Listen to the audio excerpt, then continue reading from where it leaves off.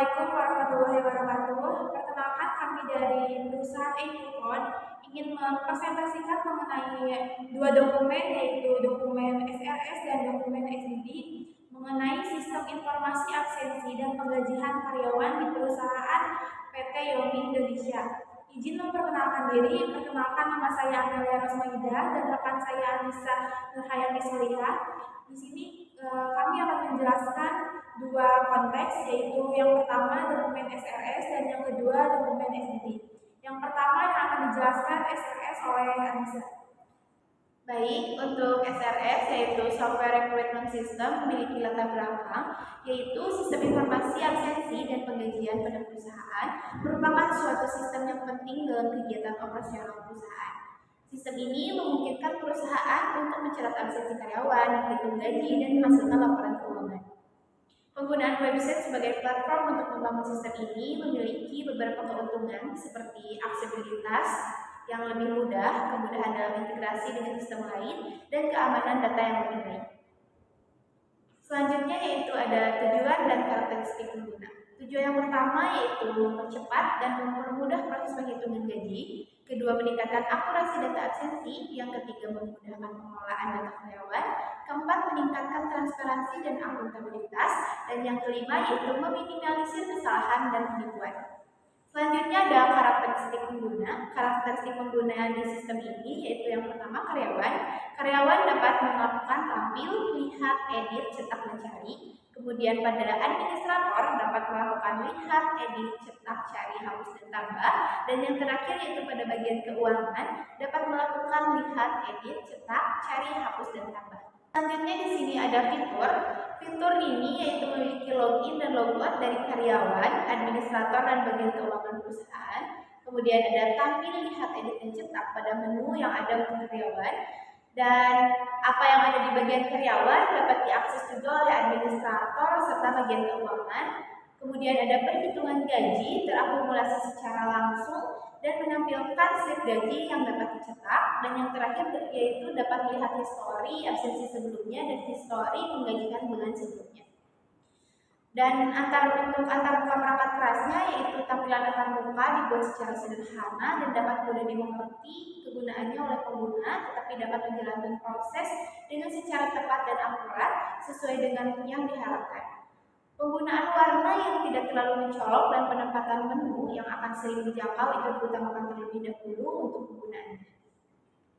Kemudian ada antarmuka pengguna. Antarmuka perangkat keras yang harus sesuai dengan kebutuhan pada antarmuka perangkat lunak akan mendukung sistem informasi berjalan dengan yang diharapkan semestinya. Kemudian ada antarmuka perangkat lunak. Antarmuka perangkat lunak ini yaitu sistem informasi yang dibuat nantinya dapat beroperasi minimal di browser yang umumnya seperti Google Chrome. Oke, untuk selanjutnya yaitu SDD atau Software Design Document. Di dalam SDD tersebut ada yang pertama yaitu use case. Di use case tersebut ada 3 aktor. 3 aktor tersebut adalah karyawan, administrator, dan bagian keuangan. Nah, pada bagian karyawan tersebut ada menu login, absensi, data gaji, profil, dan logout. Kemudian pada menu administrator yang utamanya itu adalah mengelola profil, mengelola absensi, dan mengelola data pegawai. Kemudian pada bagian keuangan ada bagian laporan dan transaksi. Apa yang dilakukan oleh karyawan tersebut dapat dilakukan juga oleh bagian administrator dan bagian keuangan. Untuk kebutuhan fungsional dari SDD tersebut yaitu pada sistem ini terdiri dari beberapa fungsi yang saling berhubungan. Di antaranya yang pertama yaitu data login dilakukan oleh karyawan, administrator, dan bagian keuangan. Untuk yang kedua yaitu kelola data pegawai dan data absensi karyawan dikelola oleh bagian administrator. Yang ketiga, karyawan dapat melakukan cetak slip gaji.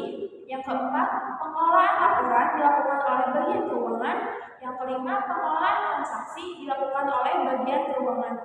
Untuk yang keenam, akumulasi data gaji dan potongan di uang tersebut dilakukan oleh bagian keuangan.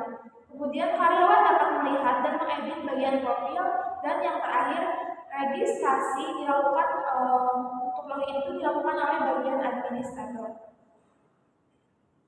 Oke, untuk yang selanjutnya aktor yang terlibat dalam sistem ini ada 3. Yang pertama yaitu karyawan, yang kedua administrator, yang ketiga yaitu bagian keuangan. Aktor ini memiliki peran yang tersendiri untuk sistem tersebut. Selanjutnya yaitu use case skenario system. Di dalam use case skenario system tersebut kita ada 10 skenario. Yang pertama yaitu skenario login, yang kedua skenario absensi, yang ketiga yaitu skenario profil, yang keempat skenario logout, yang kelima skenario pola profil, kemudian selanjutnya skenario pola absensi, yang selanjutnya skenario kelola data pegawai, skenario laporan, dan yang terakhir skenario transaksi. Untuk use case yang kami gunakan di sini ada 10 use case. Yang pertama itu ada use case login, yang kedua absensi, yang ketiga data gaji, yang keempat profil, yang kelima logout, yang keenam itu pola profil, yang ketujuh itu pola absensi, yang kedelapan kelola data pegawai, yang kesembilan laporan, dan yang terakhir itu adalah transaksi. Untuk yang selanjutnya yaitu activity diagram. Di sini kami telah membuat beberapa activity. Yang pertama itu activity diagram login, kemudian activity diagram absensi, activity diagram data gaji, activity diagram profil, activity diagram logout, activity diagram kelola profil, activity diagram kelola absensi, activity diagram kelola data pegawai, activity diagram laporan, activity diagram transaksi, dan yang terakhir activity diagram jam kerja. Kemudian untuk yang selanjutnya kami juga telah merancang IRD untuk sistem kami. Yang pertama itu absen. Absen itu dikelola oleh bagian administrasi.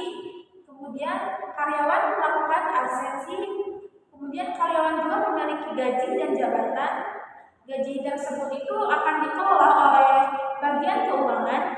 Nah, kemudian absensi itu dikelola oleh bagian administrator di sistem tersebut. Ini merupakan UI design dari halaman login di sistem kami. Nah, ini merupakan UI design dari forgot password, di mana ketika karyawan atau admin dan bagian keuangan ketika melakukan login tetapi lupa passwordnya itu apa. Itu adalah UI design dari halaman home pada sistem kami, di mana di dalamnya itu ketika masuk dari halaman login langsung masuk ke bagian home dengan di dalamnya itu ada kalender dari perusahaan, di mana kalender tersebut itu ada hari liburnya seperti cuti bersama ataupun hari libur dari kalender tahunan. Ini merupakan UI design dari QR code absensi, di mana di QR code tersebut tuh akan di-scan oleh kamera di perusahaan ketika melakukan absensi. Nah, jika QR code tersebut tidak dapat diakses ataupun sudah kadaluarsa, bisa melakukan refresh ulang atau memperbarui QR code yang baru dengan menekan scan now.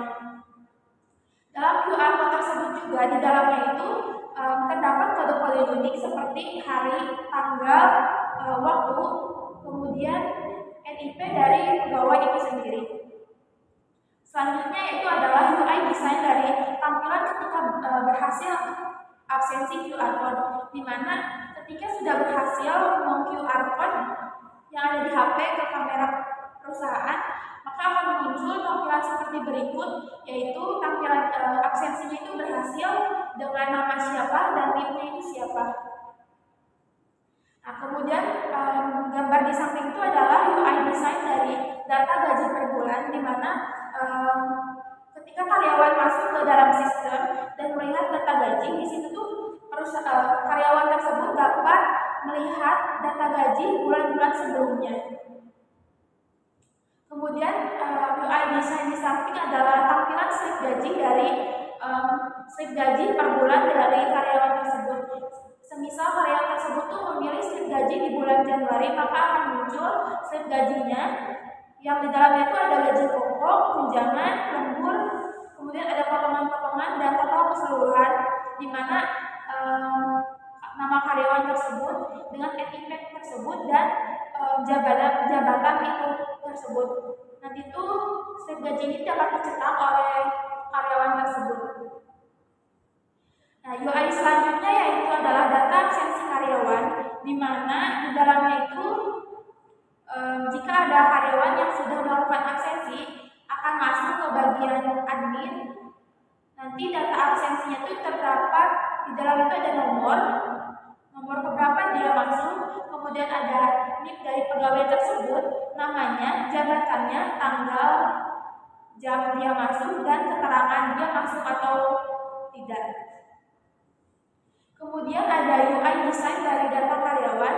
Nah, data karyawan ini sendiri akan dikelola oleh bagian administrator, yang di dalamnya itu ada pegawai tersebut itu ada gambar fotonya, kemudian namanya, NIP dan jabatan di perusahaan itu sendiri. Kemudian pada kontak tersebut yang dapat dihubungi oleh perusahaan kepada karyawan itu sendiri, yaitu berupa email ataupun nomor HP. Kemudian aksi yang diberikan oleh admin tersebut dapat mengedit data karyawan tersebut ataupun menghapus data karyawan tersebut. Mungkin cukup sekian yang bisa kami sampaikan. Terima kasih. Mohon maaf bila ada banyak kesalahan kata. Akhir kata, wassalamualaikum warahmatullahi wabarakatuh.